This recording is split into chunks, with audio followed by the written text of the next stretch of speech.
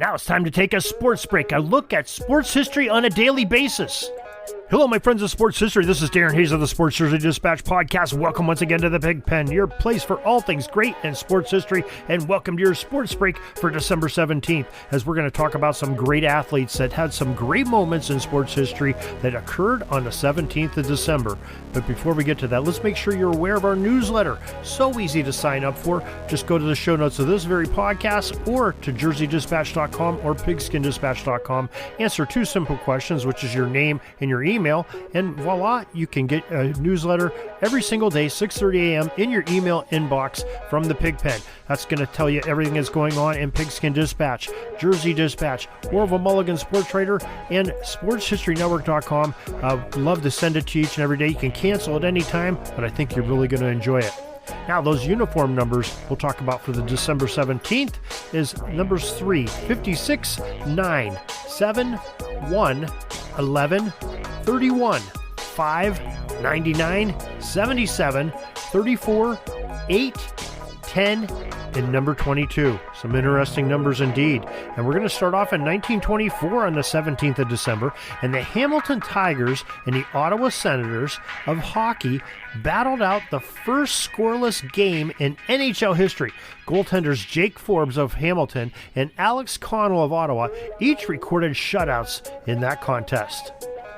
December 17, 1933. This is a big one, the National Football League Championship game. It was the first title game in the National Football League. Remember, prior to that, the teams with the best records would be voted to as being the champions. This is a postseason game.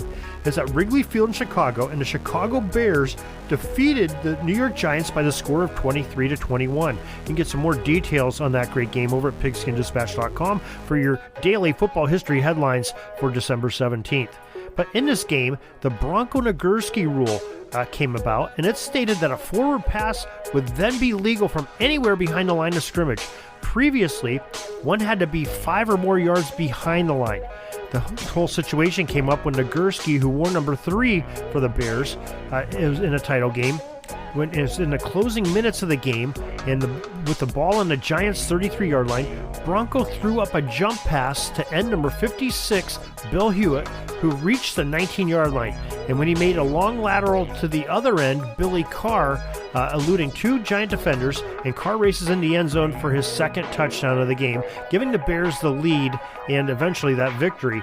And the pass play was extremely controversial as to where Nagurski was when he threw the ball. Of course, the Giants were saying he was within 5 yards of the line of scrimmage, where the Bears and officials ruled that he was further back than 5 yards. Real close play. A very similar situation that Nagurski was involved in with Red Grange a few years earlier. December 17, 1957, the Ballon d'Or Real Madrid forward number 9, Alfredo Di Stefano, won the award for the best football player in Europe ahead of the Englishmen Billy Wright and Duncan Edwards. December 17, 1958, the Blackhawks number 7, Ted Lindsay becomes the highest scoring left winger in NHL history, passing Ariel Jolet, who retired with 270. And this is when Lindsay scored twice and added an assist in the Blackhawks' 5-2 victory over the Boston Bruins at the Chicago Stadium. December 17th, 1963, Ballon d'Or Dynamo Moscow goalkeeper number 1 Lev Yashin becomes the best European football player when he wins the award, beating out Milan midfielder number 11 Gianna Rivera and Tottenham striker Jimmy Greaves. Yashin became the first Russian national to win this very coveted award. December 17, 1975. It was the first time in New York Islanders history that was a shutout the New York Rangers 3-0. It was a goaltender number 31 Billy Smith's first career shutout at that point. Smith in his overall career provided 22 goose egg games by opponents between the pipes. December 17, 1977, rookie Rockies defenseman number 5 Barry Beck scored his first career hat-trick and added an assist in Colorado Rockies' 5-1 victory over the Minnesota North Stars. He set an NHL record for the rookie defenseman with a goal in his 6th straight game. Very productive on a defensive end.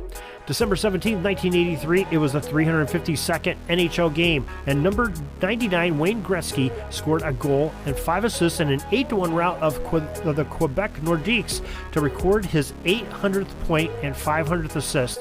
He'd averaged 2.27 points, 1.42 assists, and 0.85 goals per game to start his career in those first 352 games.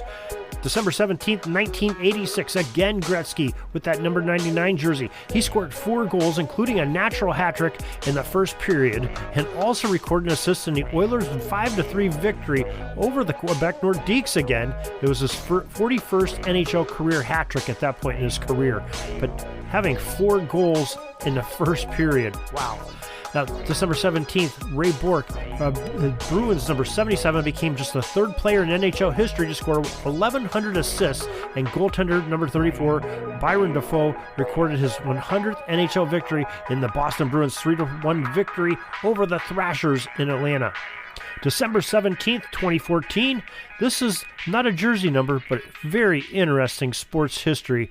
103 years young, Gus Anderson recorded his 8th ace of his career on a 113-yard 14th hole of the Lakes course, Palm Air, Sarasota, Florida. He is the oldest golfer to record a hole-in-one. Congratulations, Mr. Gus Anderson. December 17th, 2017, Brazilian footballer and former AC Milan and Real Madrid player Kaká retired.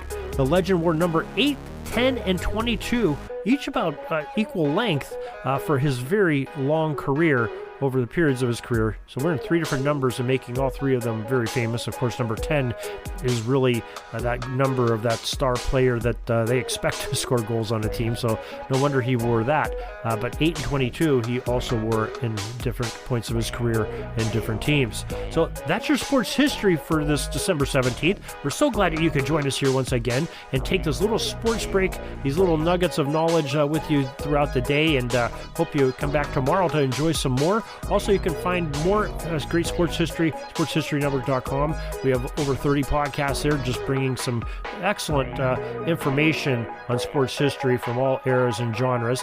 And don't forget about Pigskin Dispatch, our other website that you can find some great podcasts there, as well as some great information on there. And Orville Mulligan, sports writer, our audio drama. If you haven't checked it out yet, make sure you do that. OrvilleMulligan.com, and you'll find everything going on there. So till tomorrow, everybody, have a great sports history day. This penalty kill is almost over. I got to get back out on the ice. But thanks again for joining us for another great edition of Sports Jersey Dispatch Podcast. We'll see you tomorrow. We invite you to check out our websites, jerseydispatch.com and pigskindispatch.com. Not only see the daily sports history, but to experience the preservation of great events and people that play the games. Find us on Pigskin Dispatch. It's also on social media outlets of Facebook, Twitter, Instagram, and don't forget the Pigskin Dispatch YouTube channel. You get all your daily sports history. Pigskin Dispatch is happy to be associated with the Sports History Network, the sports headquarters of yesteryear, found at sportshistorynetwork.com. This podcast is part of the Sports History Network, your headquarters for the yesteryear of your favorite sport. You can learn more at sportshistorynetwork.com.